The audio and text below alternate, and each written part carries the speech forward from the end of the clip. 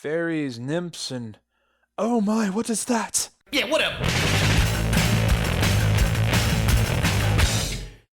I was late.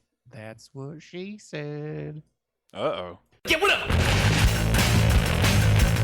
Cause this is my United States or whatever. And this is my United States or whatever.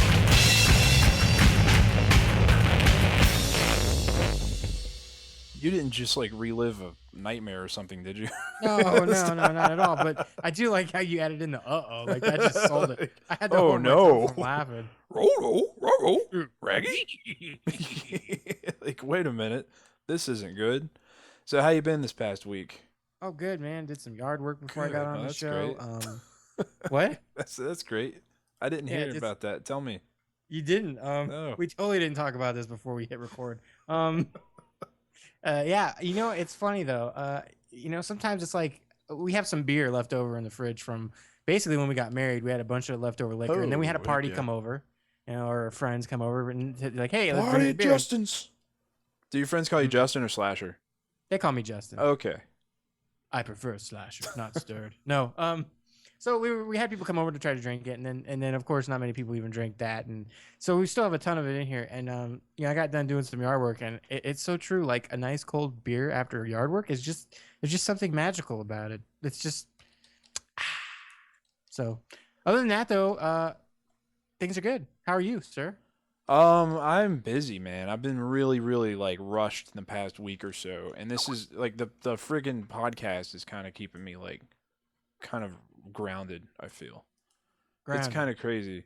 It's like go to your room, Don. yeah. or, It's like I don't know how to really describe it. It's like whenever you I just found out. For those listening, I just found out I got a job on Tuesday of last week. I had the internet. I had the internet. I've always had the internet.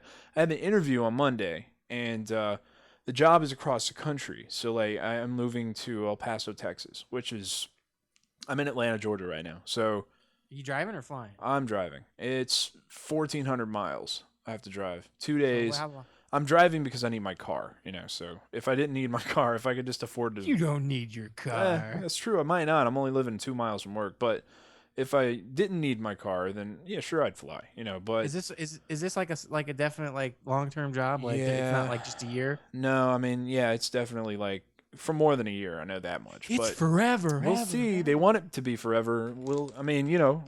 Things come up. Okay, I'm not, but Yes. I would love to stay We there. know- Yes, I would love to stay there. I told them I will stay there. I will make a commitment to staying there for as long as possible.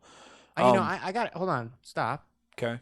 I just want to really seriously, 100%, 110% congratulate you. I'm Thank you. very proud of you, Don. Aw, You've worked hard That's for so this. sweet. I have You've worked actually. very hard for this. Yeah, you're damn right. I have. No, I'm just kidding. You have. You went to school. You've done your video editing. You've done work with. Yeah. Hey, no. School no. works. It's kind of crazy. This is Actually not. did its Let me tell you job. something. This is not this. This is not. That is not this. You're This- bringing your own freaking sound effects into the show. Yeah, I now. know. This is. Oh shit! It didn't work. Wait. Oh, it's too bad. There we go. That's what we need to hear. Oh, is that For applause? Don, everybody. Oh, thank you so much. Yeah. That's amazing. Shut up. He brought his own Sorry. applause. His own applause sound effect to the show. I did, and that's actually literally buttons I have that I bought, like not for the show per se, but Right. I Yeah. have Just yeah. for and for real life, because sometimes That's we like- need an uplifting applause. It's not even like actually on the computer soundboard; it's a literal button. So I did that for you, and Thank you. There, see? Thank you, everyone. Thank you so much. You are just a I feel- chicken. Oh, now the people are talking. Now the show's over. Now go home. Go get out of here. So, yeah, Anyway, that's- congratulations. Thank you. Good- I really good appreciate for you, it. man. It's hopefully it works out. We'll see. I don't know. It's just it's not scary because I moved around a lot as a child, so it's not really like a foreign concept to me, like Well- moving a long distance. But It's actually exciting, I think. Like you're literally yeah, going somewhere it you've can never be. been. Can be. You're going somewhere you've never been. You're Right. getting a new job that's into the kind of the career path you want to start in. Exactly. And it's I think it's just gonna be exciting. You're gonna get a new group of friends. You're gonna still keep me, of course, but you're Right. gonna get a new group of friends, and True. then you're gonna learn, the town, and maybe one of these days, me and the wifey here will get to meet you. And Yeah, probably. Most You know? likely. I mean, yeah, definitely. So, That's on the thing. That's kind of on our bucket list is the live show to kind of like actually for those listening. Justin and I have never met in person, if you can believe that. We've only talked Ever. to each other online, so it's kind of interesting. Yeah, it would be cool to actually kind of be in the same room and do a podcast for once. He's Although it would he's. probably be completely awkward and not I don't think the same so. kind of show. I think it would be. Maybe if I had a wig on or something and I'll, like some I'll cross mascara, it might dress be awkward. to make But it easier. I'll cross dress. So actually, what we're gonna do is if I ever do visit with my wife and kid, what we're gonna do yeah, is we're just gonna have my kid fill in for me. So you'd be like, "Hey, Justin, how's it going?" And be like, "Dang, dang, dang, dang." she'll be like 3, 2 or 3. Yeah. Just learn his heart. She'd be No, like, she'll be "Whatever." like talking then at like 3. Yeah. So all right. So enough about my job and stuff. So what are we going to talk about? We're going to talk about this Metro Redux came out this past week. We've been playing that, Yes, both of and us have. yeah. What did you play it on? I actually I played on PS4, Okay, that's good and then because I I played played it on Last PC. Light and the first one originally I played them also on Xbox 360. Okay, cool. So you can kind of relate to the It was a huge improvements and jump. things. And just like a few minutes from now, we're going to talk about Dragon Con in Atlanta was yesterday.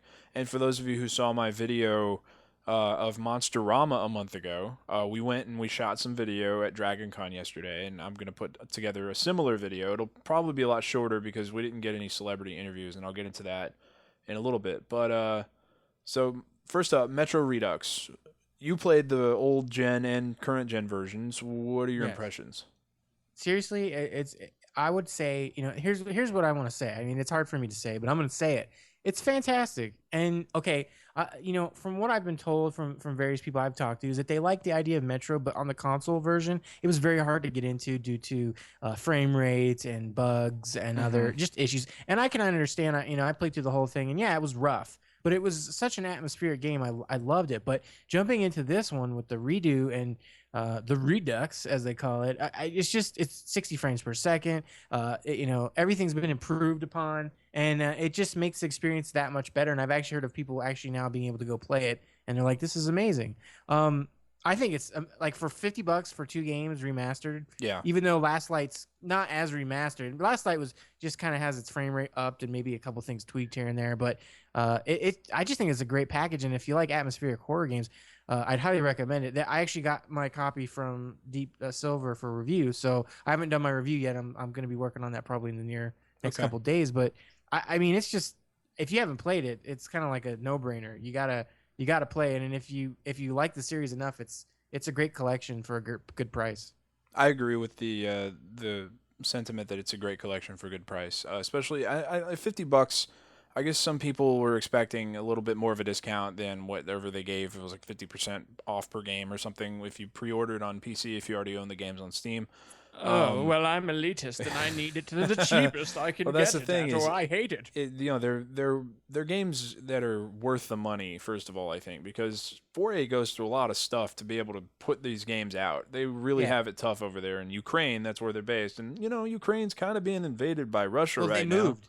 Oh, did they move? They went to a different country now Oh, because well, of that. good. They need to. So, Yeah, but but that's that was the but that's thing. what. Well, during development, they were in Ukraine, were they not? Yes. So I Yes, they mean, were. they had it wasn't the easiest road. So, But here's also what I was going to mention too, Mhm. because of that. It's totally what I was going to say is that you don't usually get this from I would call them a mid-tier developer, and the fact that they put so much heart into the series that they're making, right. plus that they've done this remaster, and I think it shows just a great level of professionalism and also just their willingness to want to get a better version out to fans for those that don't have like an Uber PC Hmm. and and have the new systems. And I just think it's not. I mean, granted, yes, right now we're getting a ton of remasters, which is kind of silly, and we're getting all these redos and this, that, and the other. But for a game that doesn't come from a huge company per se, I think it's really good that they were able to do this and get more exposure for their next upcoming title.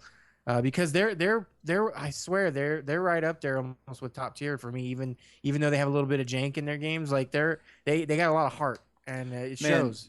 Last Light, though, even in the Redux of 2033, some of the animations are still a little janky, like you were Oh saying. yeah. But Last Light, I thought, incredibly improved on that. Oh yeah. And even though the Redux of 2033 is still kind of janky, I think it's mostly because of time issues. I think they had 4 months, they said, to actually develop the actual Yeah, Redux, I mean, it's which is still like crazy. even the That's a crazy graphics, the rush. textures look like still not that great either. But you know, everything's 60 frames. It's everything is it's more polished than it was. And I mean, it's you know what is 2033 is how old now? 5 years old? Oh, is it really? Yeah, I think 2010, it's like so 4 years old. 4 years old. I mean, it's pretty. Still, It's a yeah. little dated. So and Last Light looks phenomenal. Yeah, exactly. You know, it's great, but So, but I think Last Light kind of proved that they've improved. They've made marked strides oh, in definitely. that department, especially in the animation department and production department. And their next game, I think, is even going to compete with some of the top tier AAA games on the market. And I don't even know. I don't even think they have that many people on their team. I mean, I know they No, probably like have a big 50 team, but maybe. I think it's it's like no Ubisoft. yeah, I think it's about 50 somewhere around there. Oh. Yeah, so it's I mean it's a really small team, like you said. It's like when I think of teams that have heart, like they're one that comes up, and what CD Project. The underdog story, right? And Yeah, what's everybody cool, likes an yeah, speaking underdog of CD story. Projekt, the really cool thing about them, I don't know if you noticed this, this was kind of spin off into this for a second. Good Yeah. Old Games got a complete revamp the other day. Did you see that? No, If no. you go to if Which you game? the whole website got a full revamp. It The looks website did. better. Yeah, Okay. the interface looks better. I think they rolled out a new policy. International pricing is going to be the same across the board or something like that. It's just really cool that CD Projekt owns Good Old Games. For those of you who don't know, the developers of The Witcher, and they kind of like Justin was saying, are an independent, kind of underappreciated, not unappreciated, but underappreciated developer, but they kind of made their way out of nothing, with their own version of Steam, kind of. You know what I mean? Like Yeah, it's really definitely. cool that they're able to run this service, and I call it a service because DRM free games are really kind of rare. Um, but yeah, I think it's really cool that these developers are able to pull off the production values they can using the sparse resources at their disposal, compared to an Epic Games or somebody like that who has millions and millions of dollars, sometimes over $100 million at their disposal, as a budget. So I I don't know. mean, they're getting pretty popular, and with like Witcher 1, and then they built up with 2, and they got a following. But I really hope that Witcher 3 for them knocks them out the park, because I mean, I feel like Witcher 3 is getting a lot of hype and a lot more exposure than Witcher Oh 1 or 2 God, it ever looks did. so amazing. Did you see it? Yeah. It's like what? How big is it? 6 times Skyrim or It's something like that? It's huge, and it's fully ridiculous. open world, whereas the other two weren't. Yeah, exactly. And that's So it looks incredible. yeah, So yeah, good luck to those Eastern European developers. I'm glad to hear that they moved out of Ukraine though. So that kind of puts me at ease because I honestly, like, with developers like that, I kind of worry, because I want them to be around, obviously, because I love their games. And a shout out to Lisa Kapitsis, I guess her name is. She actually tweeted to us. She's at 8-bit mommy on Twitter. She tweeted to us last week. And it says, "So joy to hear you guys champion our cause as game devs. We live it and bleed it to make something people love, not money." So thanks for listening out there, Lisa. We appreciate yeah. you. Thank And you and very we much. try to And champion, the fact that, it's an artistic endeavor for the most part. And, oh, and definitely. people don't get into it for the money, even though, being a programmer You definitely know, pays even decently. even when I play something that is, fundamentally flawed or Hmm. has huge issues, I still realize that, what, there was a team that spent some amount of time on this. Yeah, exactly. And even if it didn't come out the way they wanted, or there was, because the thing is, it's not just one person behind the game, and there's the producers, there's a whole slew of stuff that, Yeah. people have to work together. And it's just it irks me so bad when people condemn companies or condemn things for not going their way, or even like the Mass Effect 3 ending debacle. Like it really irked me that people complained so much that they literally changed what they wanted to do. Because it just gets me back on that topic of like, oh, if I read a book by Stephen King and I hated the ending, should I make a poll about it and cause a storm on the internet? And then Yeah. Stephen King's gonna be like, well, guys, I'm sorry about it, but I'm gonna go ahead and release a new book with a new abridged ending that fixes everying you did not like about this Stephen character King would dying. just release like a DLC add-on to an audiobook Yeah. of him Wait, reading did it. he? No, I'm just saying Oh. he would. Yeah, We're no, talking. but I'm I just mean, spinning it off in a I game. just, nobody does that for like the endings of movies or Right. any. I mean, Exactly. Yeah. it just feels to me like, Yeah. They took the I, time to actually address the issues fans brought up with the ending to Mass Effect 3 and changed it. And then but they didn't have to, no, exactly. Yeah, they and then took the people time. still They were mad deserve about credit it. for it. Yeah, it's That's just, silly. yeah, Too much we're not entitlement. like that. Too much entitlement. I hate that word. Exactly. I really hate that word. Entitlement, by the way. I do too. Okay, so moving on. I yesterday attended Dragon Con here in Atlanta, like I Is said, there and dragons? we went to we walked around the convention floor and saw a bunch of cosplayers, and I interviewed some of them, and I got some footage of how crowded it was and things like that. The thing that sucked was that I woke up. It was funny because on Friday night, I was all stoked. Saturday morning, we had an interview lined up with Joel Hodgson of Mystery Science Theater 3000 fame, creator of Mystery Science Theater 3000, one of my Yeah. personal heroes. And we got picked to attend a press conference with Terry Gilliam, Ooh. the former Monty Python member, as well as director of movies like 12 Monkeys and The Fisher King. And he has a movie coming out called The Zero Theorem, which the trailer looks fucking crazy awesome for. Anyway, I mean, the visuals in this movie are crazy. It stars Christoph Waltz, and it just looks crazy, really. Like, just go check it out. Anyway, but yesterday morning, I get in my car, I start driving toward Atlanta, and my engine starts going, and I'm like, what the fuck is going on right now? And it's like 7 o'clock in the morning, and our interview with Joel Hodgson's like 9:20, and ended up I couldn't make it to Atlanta. Like I had to miss the Hodgson interview and the Gilliam presser. So you didn't Luckily, get to go at all. I didn't get to go to those two at all, and we didn't get footage of them, and that really killed me because I was so looking forward to like throwing it into the video and adding it, but we didn't get footage. So, luckily, one of my team members that I was attending with, Beth Dieno, she's freaking awesome. She made it she made it to both interviews, and she did what she could. She took some pictures of both of them. She got a picture of her next to Terry Gilliam, which I'm so jealous of. But she held down the fort, man. She got the interview, both of them done, and I'll take the transcription. Basically, I'll make a transcript of it, and I'll post up an article about both. Probably two different articles about them, but yeah. So anyway, I didn't get to make the interviews yesterday, and the video's not Mm. going to be nearly as cool as I'd hoped. The other thing was Frankie Polito stood us up yesterday. He's a makeup artist too. He worked on like Chronicles of Riddick and the Pirates of the Caribbean, the Dead Man's Chest, and things like that. And he was on this show on Sci-Fi called Face Off. And he didn't show up for our interview. It was like, wait a minute, Joel Hodgson showed up for the interview, and he's like freaking amazing, And then like Frankie Polito, which I'm not, whatever. I don't really care. Like we were kind of just like, oh well, that's just that's how it goes sometimes. So, but anyway, I was kind of looking forward to talking to him, but um, it was really cool though. I got an email on Thursday of last week or Wednesday, and it said Terry Gilliam has upended our interview process, where reporters normally request to be interviewed by, or request to interview him. He chose who will attend his press conference, and he chose Bloody Disgusting. And we were like, what? Oh my God. Yeah. That was really cool. So thanks to him, and thanks to Joel for, apparently they were both really nice, which is awesome to hear. And yeah, so thanks for making our content that much more awesome.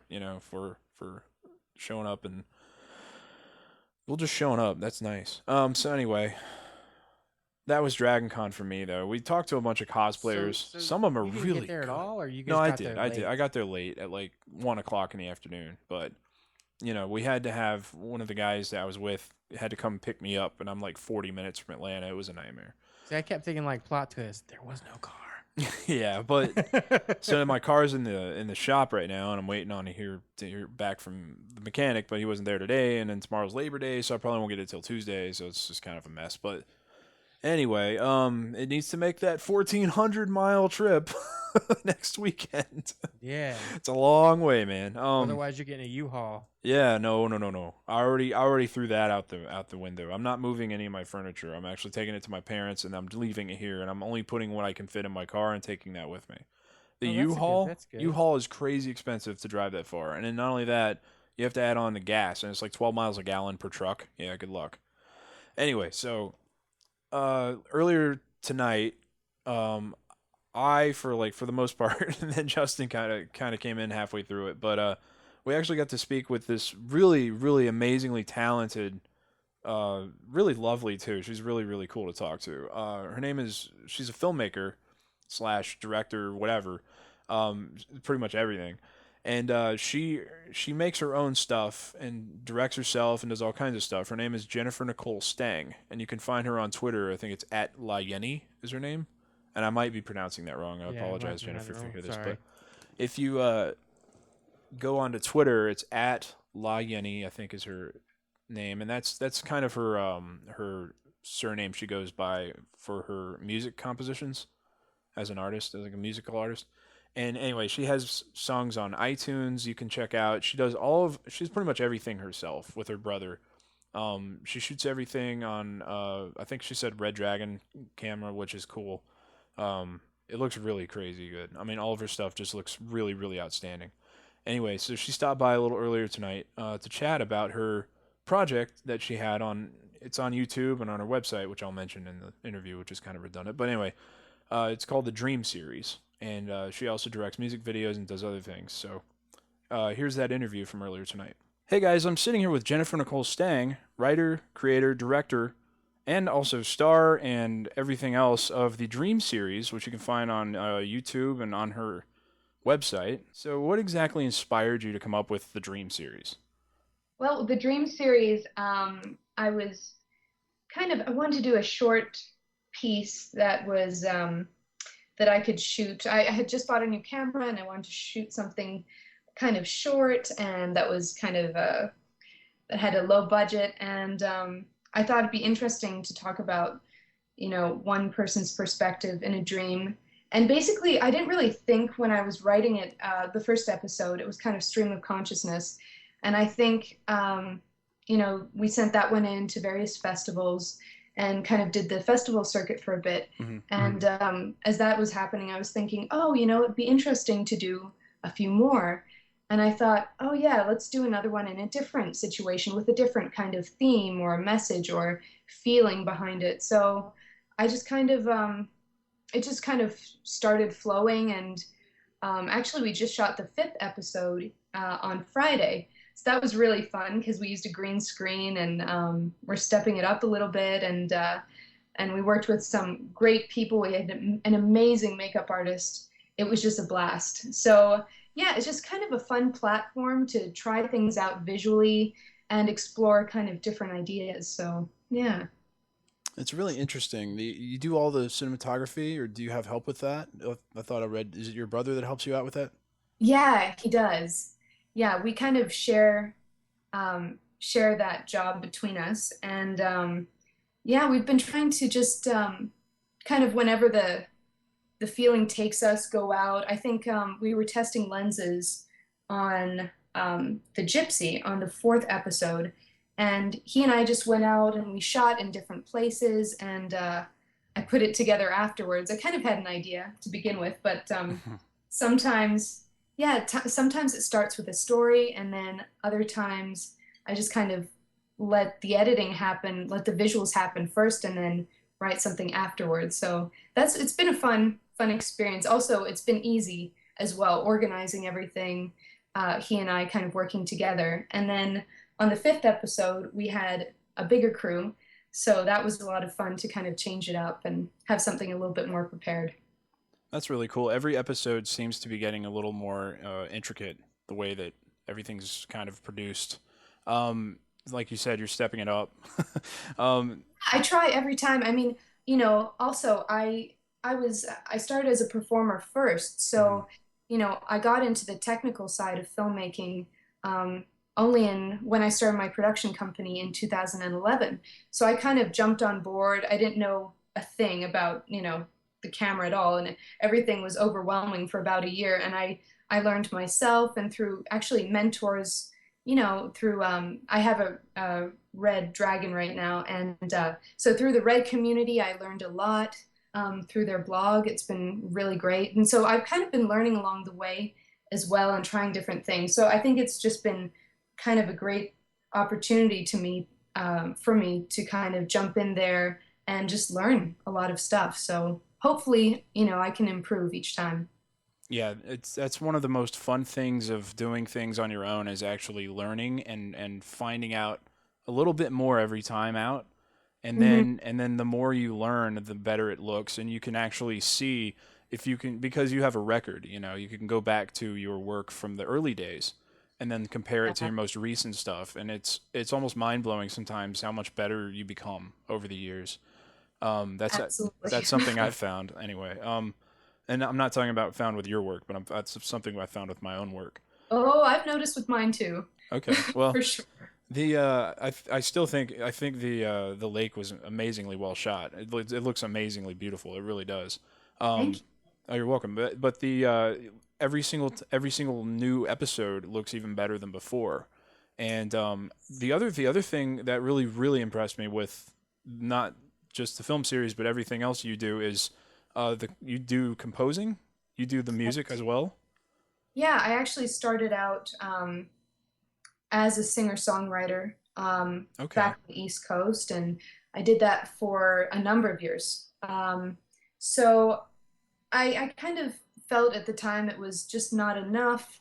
And so I just wasn't completely satisfied. And I tried a bunch of things until I kind of discovered directing. But what I love about filmmaking in general is that I can kind of, put my finger in every pie and I can still do a lot of composing. And I love composing for film. I've actually done that for other clients and other people's projects. And it's just a blast. You uh, kind of get a vibe from the scene, if it's a drama or comedy or little nuances, and it's kind of like what do you call it, it's like I was going to say spot writing. It's not spot writing, I can't even think of the term. Anyway, oh, it's target writing.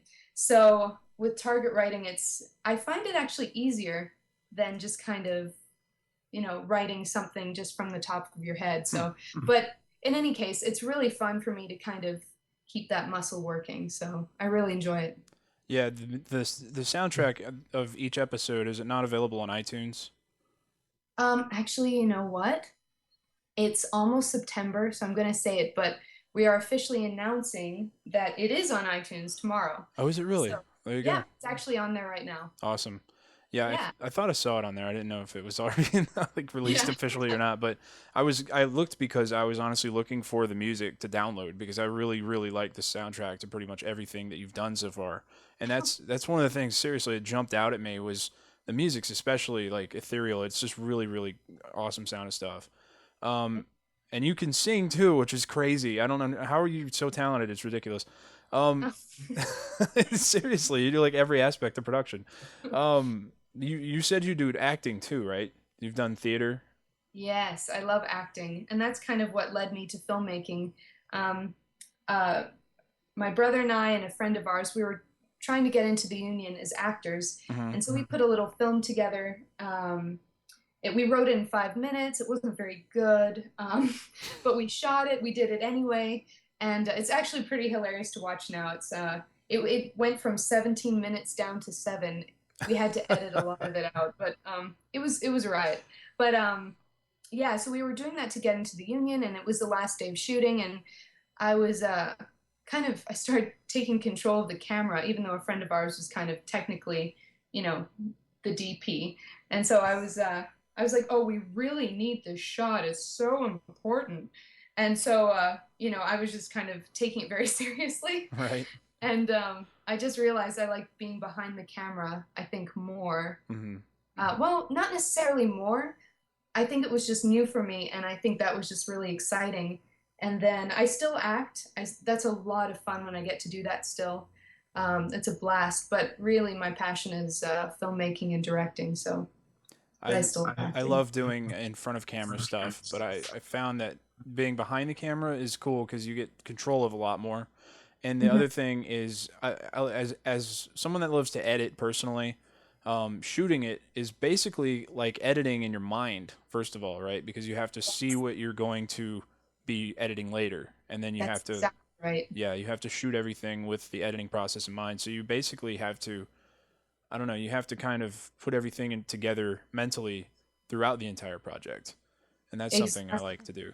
But Exactly. Yeah, it's really interesting, and I really like the whole process. That's also why I like editing because, you prepare, you do a lot of, storyboards and pre-production, and you think it through as, as much as you can, and then you get on set, and it's great if you're over prepared because then of course if you already have the full film in your mind, you can edit, you've already edited it in mhm. your head and you can get it done kind of efficiently. But at the same time, what I like about um, being on set is that sometimes that plan just flies out the window and something spontaneous happens and you go with that. And I think it just the day of the shoot, it has a life of its own. Um, and you just kind of have to go with that too, especially with actors. How I like to work with actors is, to give them a lot of space to try stuff out. Mhm. And, we discuss, beforehand, of course, what the scene or the scenes, need. Um, but really I like to see what they come up with in the moment, and sometimes it changes drastically or sometimes you know they create something that I haven't imagined, but usually when that happens it's a great thing. It's even better than I imagined. So then it kind of changes again in the editing process and it becomes something a little different. um, Not always, but sometimes. So it's really fun seeing kind of where it goes. Now you worked. Speaking of actors, you worked with Livy. Help me with her last name. Is it Stubenrosh. Stubenrosh? Okay, so she played young Anna in the movie Frozen. Yes, she did. And did you cast her before that came out, or did you see her in the movie or hear her in the movie and want her in the part, or was that? Well, it's kind of a funny story. We did a casting call through the breakdowns and through Actors Access, and we were looking at different little girls ranging from like 6 to 12, and we were kind of we also had like in-room casting and everything, and she really stood out. She sent a video audition to us and she really stood Oh, out. She cool. was very professional. She was very spontaneous and had a lot of layers, and she was very playful. And I had no idea she was in this film, by the way. Really? I was completely out of the loop.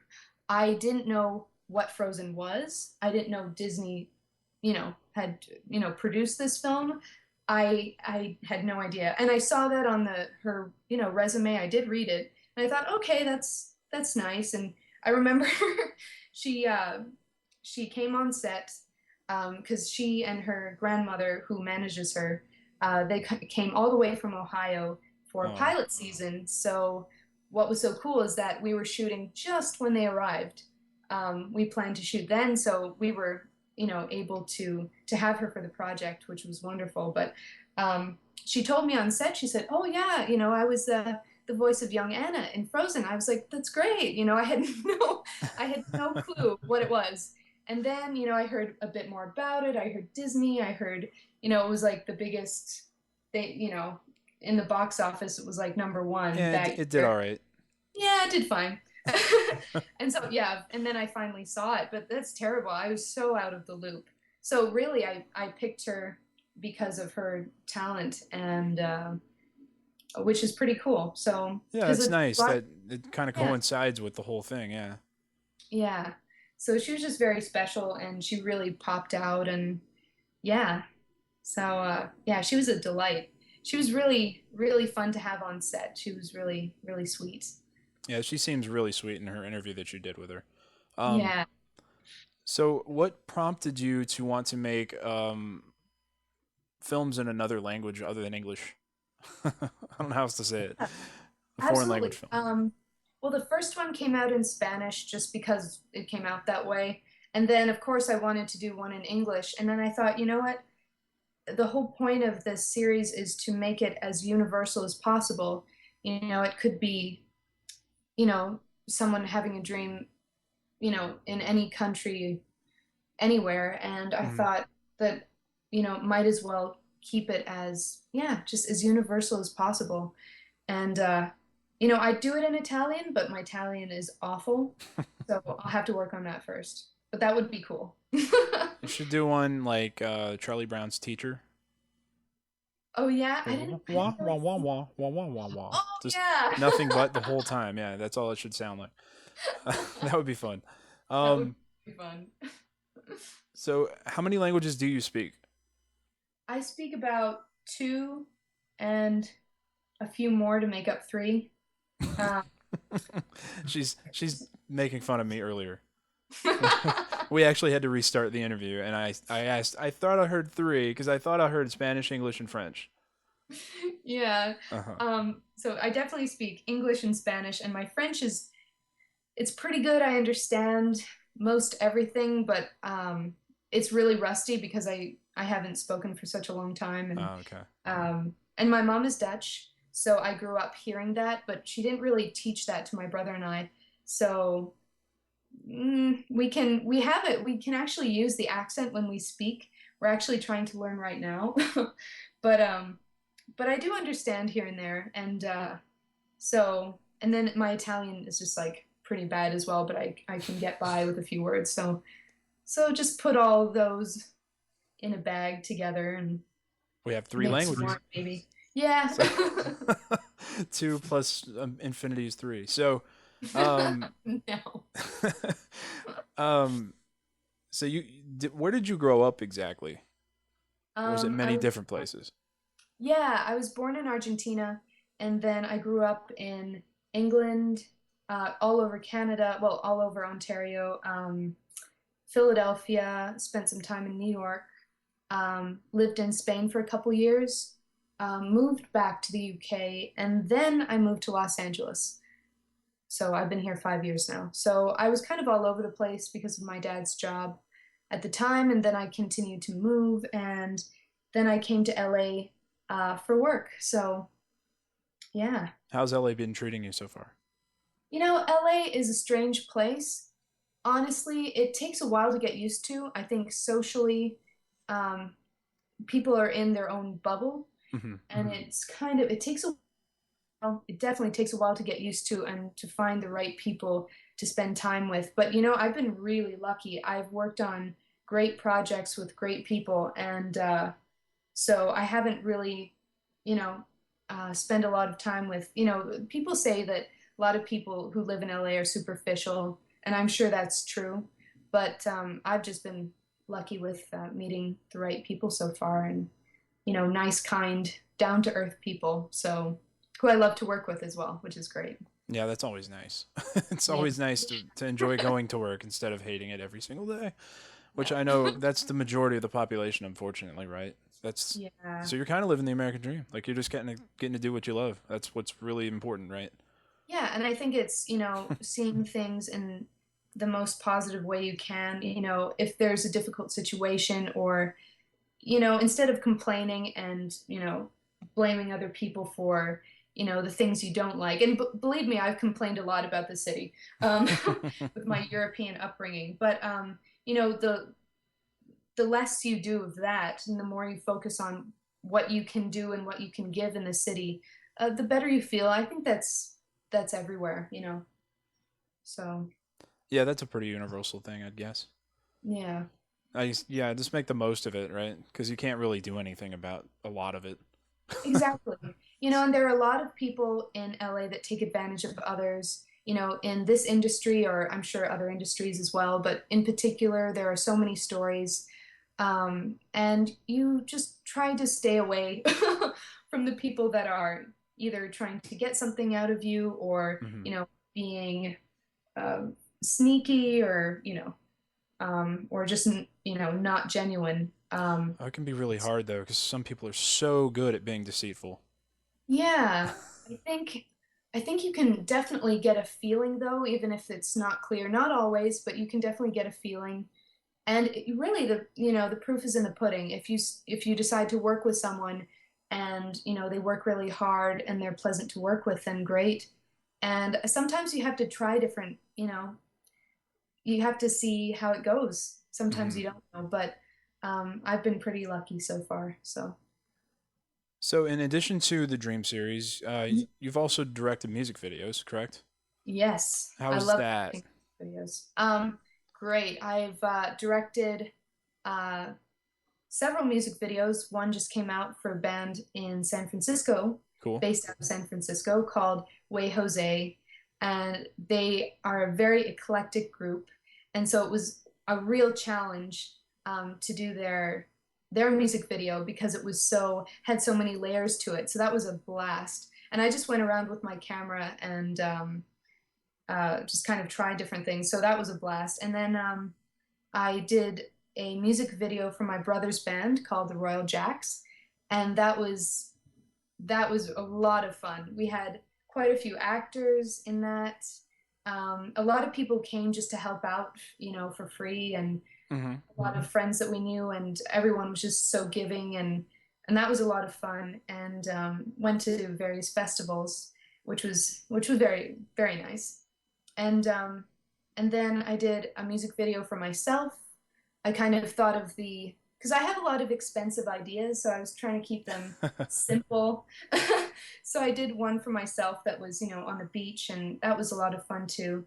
And yeah, I recently shot another music video for the Royal Jacks, and with a great DP named Jimmy Hammond, and that was a great time. So I'm going to be we're now in post production. I'm going to start editing soon. And Cool. I don't know, they're just a blast to do. You get to try so many different things. Yeah, they're completely experimental, right? I mean, Hmm. you can pretty much get away with anything you can think of. Yeah, we thought of some random images for the last music video for the Royal Jacks. It all has a concept, of course, but you just get to play with different things. And so far, the groups that I've worked with kind of say, oh, you can just kind of do whatever you want. And I think, really? What do you want to see, and what do you want this to be about? And I've just kind of taken free reign with a lot of those videos, so which has been really fun. So it's been a blast. I love doing music videos. So That's it's really cool. How do you get to know these bands, or how are you becoming aware of them particularly, or them of you? generally so far it's been word of mouth. So there was someone I knew. I was going to school in Philadelphia for this one particular school for about 4 years, and I knew a musician. He was in my class there, and we kept in touch over the years. And so then he was in this group, and he asked me to do. He had been following sort of what I was doing as well, and he said, "Hey, you want to direct this?" And I said, "Yeah, absolutely." I heard the song "Broken," and it was just so much to it. So I said, "Of course." So yeah, it's been word of mouth so far, which has been cool. That is very cool. It Yeah, speaks well of you too, because they're obviously happy with the job you're doing, which is the best thing that you can get out of something like that, I think. Um, that's a huge that's compliment. Yeah, exactly. I was gonna say that's like the best review that someone can give you is to recommend you to someone else. So Yeah, absolutely. Yeah, Justin just got online, so I'm not sure if he wants to join us or not. absolutely. Hang on a second. Let me see if I can't include him without hanging up on you, because that happened one time. No, no worries. Hello. Oh, hello there. Hi, we are on the line with Jennifer. Hi. Hi, Justin. Yeah, pardon my late arrival. No worries. Mr. Tardy. Yeah. So we were just discussing her dream series, which you saw, which is really cool, Hmm. and then Yeah. we just talked about her directing music videos. Oh, okay. Awesome. And Jennifer, I was actually going to ask you next. What are some of your musical influences? I grew up, my parents were into all kinds of different music from all over the world. And so I would listen to, Ravi Shankar, and then like you know, my dad loved classic rock, so a lot of Led Zeppelin, and they also listened to, you know, Celtic music, and so there was a lot of Lorena McKennitt, and then who does kind of a mix of Celtic and sort of her own style, and I got into all sorts of different things. Tori Amos was a big influence. My dad introduced me to her Mm-hmm. because I play piano, and so she was a huge influence. I think it really, you know, I think what's interesting is that kind of growing up all over the place, like especially in the UK, they listen to a lot of different kinds of music, whereas I think in the States, they ask you kind of what type of music you like to listen to. It's different because it's a bit more like the stations in the UK are more eclectic. Um, so it's just, I don't know, it's a totally different way of kind of experiencing music over there. So I was, you know, lucky enough to kind of experience different music, like in Spain, flamenco. I actually studied to be a flamenco dancer. I was in a company for a while, and yeah, it was just beautiful music. And I hadn't actually really, you know, I didn't grow up with it specifically. I had heard it a little bit here and there, and it was just a whole new world to me. So that was cool. So I think that's influenced me as well. Latin rock, I love Latin rock. Um, Gustavo Cerati is phenomenal. He's like the Sting of Argentina, I'd say. Yeah, he had a big group in the 80s called Soda Stereo, and They they were were kind of like the they weren't called La police-ish. Policia. Not quite, but yeah, they're phenomenal. So yeah, just all kinds of different things. So Very cool. yeah. What is it like directing yourself? When I'm directing myself, I kind of know the story. I've worked on the character. So I've done kind of two jobs. I've done the directing, kind of working on the story side and the shots, kind of all the pre-production work. And then, you know, I go elsewhere and, you know, think about the character and do all that work. So surprisingly on set, I don't have, it's not too difficult to direct myself, although I have to say, I think if someone is directing you, it's it's more interesting because they're giving you more to play with. They're seeing something maybe that you could bring out more, or you know, try a different flavor or layer, or you know, do more with the role. So it's nice to be directed, I think, by someone else who has an objective kind of vision of it.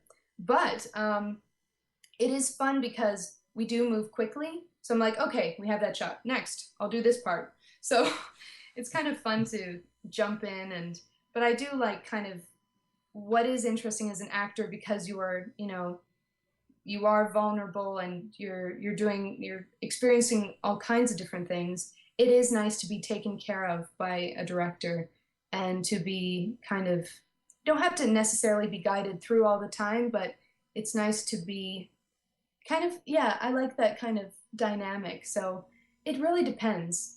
Yeah, I like both though. So, what is your favorite aspect so far, if you can pick one, of filmmaking? Ooh, filmmaking. I really like directing because you do see the full story, and you know, through from pre-production to production to post, you get to, you know, work on this story all the way through, and kind of um, you know, see it to the end. I think that's the most fun, really, is directing. Also, I love telling stories. I think that's what I like, you know, the most about filmmaking. So yeah, that's the most fun for me. I'll just add to the point of when you were saying versus, you know, like kind of like being directing versus actually, you know, doing it yourself. It's like on one hand, if you do it yourself, it's all kind of you. You have all that stress of you figuring out the shots, etc. But then if you do the have somebody directing it for you, it's kind of like a, you don't have to put as much worry on that, and you can focus. And I guess it's just there's pros and cons to both of them, really, right? Exactly. That's very true. Yeah, exactly. Yeah, and Okay. it's kind of nutty trying to because I produce a lot of what I do as well because, usually I write the story and I want it, I want to make it happen. So I line produce as well. So it is nice when you have more people on board. That's for sure. Um, To have you composed all of your own work thus far? let me think. Yes, I think so. My brother and I collaborated on, I don't know if you've seen this one, it's called The Devil's Snare. Um, No, I haven't. it's like a little I'll watch horror it then. short. It's like a psychological thriller. It was really fun. Difficult to shoot though in the location. It was in the desert, but it was a blast. Cool. That we wrote together, or he came up with half of it and I did the other half. But yeah, usually I do it myself. I would love to branch out and work with other composers and everything, Mhm. and yeah, that would be fun to do going forward. And you mentioned, I'm sorry, I think you dropped out a little bit, but did you say that the Devil's Snare, was a horror short? It is. Okay, I told Justin this. The podcast that is Yeah. actually hosted on a website dedicated to horror movies. I And saw. what's funny is I told him I think you would make one hell of a good horror director Mhm. Ooh, because well, that's of the Dream series is really I honestly think you would be really It's good at it. vivid. And it would be very I would think it would be what kind of a horror movie would you make? Is you my know, I question. Do you think it would be more of like a psychological kind of thing? definitely. I like a lot of I'm actually working on something right now that's kind of like a thriller. Um, and I love the idea of like ghosts and spirits and kind of just I think the psyche of Mm-hmm. a person is just so, you can go all sorts of ways in there. Like it can be dangerous, it can be, you can question a lot of things, things that aren't there, things that maybe are. I don't know. Just it really fascinates me. I think it'd be a blast to do more psychological thrillers, I and would kind of love like that. horror shows. Yeah, That there would needs be to be Seriously. more. So get at it. yeah. Will do. Yeah, unfortunately, like most people, I think in that kind of field, because honestly, like with the Dream series and that kind of thing, it's really beautiful. But the other side of that is the horror genre, right? I mean, it's kind of like the Exactly. opposite, It's the dark but side of the moon, so to yeah, speak. kind of right. It's the dark side of the beautiful part, right? There's always the yin to the yang, right? So you have Exactly. to kind of balance it out. So you need to get to work on that. No, I'm just kidding. Oh no, I do. But Actually, I've been thinking for the Dream series, we do have like it is a very particular niche. there And so there are what nightmares, I haven't done yet is um do kind of the dark side of like the nightmare right? kind of aspect. And I haven't done that yet because I don't want to kind of scare our followers. Um but I actually have an idea that I've been working on for one of the episodes that is very dark, and that's what dreams are about. They can be light, dark, in between. I think embracing the light and the dark is very important. um, and so I think that'd be really fun to do. I'm just yeah, I think I might, maybe one of the next episodes I might just kind of go down that path. I think that'd be fun. And once again, thank you to Jennifer for stopping by the show. She was an awesome interview. I really enjoyed talking to her. Hopefully, she keeps in touch, and we'll come back later to talk more about some of her future work. And that brings us to, I think we know what time it is. The end. The end. The end. So, what It's did you the learn apocalypse. tonight, Justin? What did I learn? If anything, yes. Well, I learned that the Dream series is really cool, and people should probably check that out. Definitely. I learned that you're moving, Yes. getting one step closer to me. Right. Always a positive. Yeah, it's always a pleasure. and I did learn earlier off the show that you're actually gonna buy the Evil Within day one. Oh yeah, yeah. That was Justin was afraid. He was gonna jump on me in the podcast. He said for not pre-ordering. You can still do Yeah. that because I haven't pre-ordered and I'm not gonna pre-order. Damn you. Because I'm broke right That's now. nothing but. That's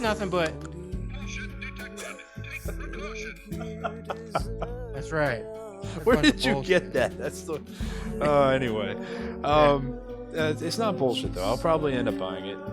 day You know, one. if you don't, you're gonna get all spoiled by me. Right. Okay. So, dude, it's freaking Shinji Mikami. You know, it's a horror game by Shinji Mikami. It looks so much like RE4. I just can't not buy it day one. I feel. Now, will I play it day one? I don't know. Like, I don't know what my schedule's gonna be like. That's okay. So, yeah. it might be like 6 months till I get to it, and I probably could have ended up waiting till it dropped to $15, like you said. I probably would anyway. But hey, I'll go ahead and jump on the bandwagon and support it. Take one for the team. You seem to really be into this game, though. Oh yeah, That's good. yeah. I'm working on a preview video for it too, kind of recapping everything we know about it before Well, it cool. comes out. I'll for look people. forward to that. Everyone look Yeah. forward to that. Yeah. You need to know about the Evil Within because we're gonna cover it extensively once it comes out. You bet your ass. Oh, you better bet your cookie. What day does it come out again? It was October supposed to come 14th. out October 14th. It was supposed to come out in August, right? Yeah, actually, it would have been out Ugh. already. Would have been out on the 26th. Yeah, that originally. sucks. Oh well. What can I'm you do? pretending to play it right now. This is awesome. This is so cool. All right, guys. Thanks for listening. Take Find care. us on Twitter at whatever podcast. That's WHATEVA podcast. Same on Facebook and on. Let's start on Instagram too. We should do that. We should. And I can't remember the other thing. Oh, SoundCloud, of course, because that's where we're hosted. But just go to our iTunes. It's linked. It's linked everywhere. Yeah. Find everything's linked on there. Just go there. All right. So thanks for listening, and until next time, take care of yourselves. It'll be 2 Yeah. weeks, by the way. We're taking Yeah, next week taking a off. break So because he's moving. yeah, we're taking a week off. So 2 weeks. from And now. if you don't dream about us, as in the podcast, you need to start doing so. And with that disturbing thought, take care of yourselves and each other.